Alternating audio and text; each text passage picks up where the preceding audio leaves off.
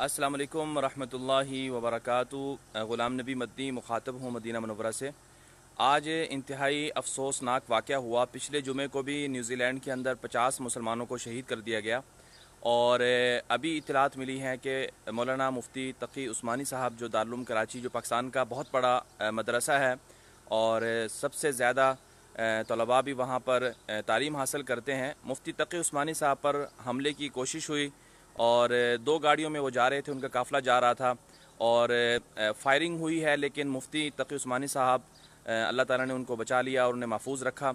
उसकी वजह ये थी कि वो 2 गाड़ियों पर सवार थे और पिछली गाड़ी जो थी उस पर जो इतलात हैं उसके मुताबिक फ़ायरिंग हुई और तकी साहब जो हैं वो महफूज रहे।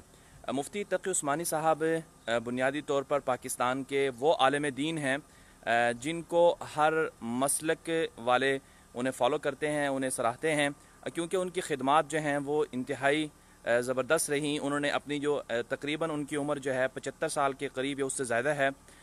इस दौरान मुफ्ती तकी उस्मानी साहब ने जो सबसे ज़्यादा काम किया है वो पाकिस्तान में रवादारी के फ़रोग़ के लिए उन्होंने काम किया और पाकिस्तान में तमाम जो मसालिक हैं उनको करीब लाने में अपना किरदार अदा किया। बैंकिंग के हवाले से मुफ्ती तकी उस्मानी साहब का जो एक कारनामा है वो बहुत शानदार है और इसके अलावा भी मुफ्ती तकी उस्मानी साहब ने जो अपनी खिदमात सरअंजाम दी हैं दुनिया भर में वो भी नहायत शानदार हैं। लेकिन बदकिस्मती से ये हमला हुआ और इस हमले के नतीजे में जैसा कि अभी दो जो वहाँ के लोग थे उनके शहादत की इत्तलात मिल रही हैं।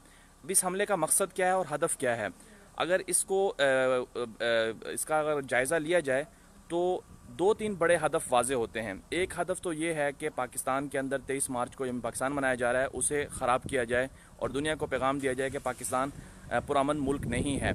और दूसरा हदफ ये है कि पाकिस्तान में फ़िरका वारियत को बढ़ाया जाए और इसके साथ साथ जिस तरह से भारत ने हमला किया पाकिस्तान पर और ईरान ने धमकियाँ दी वो भी उसमें शामिल हैं कि वो भी चाहते हैं कि पाकिस्तान किस तरह से पुरअमन ना हो। तो ये सूरत हाल है, ये हक़ाइक़ हैं।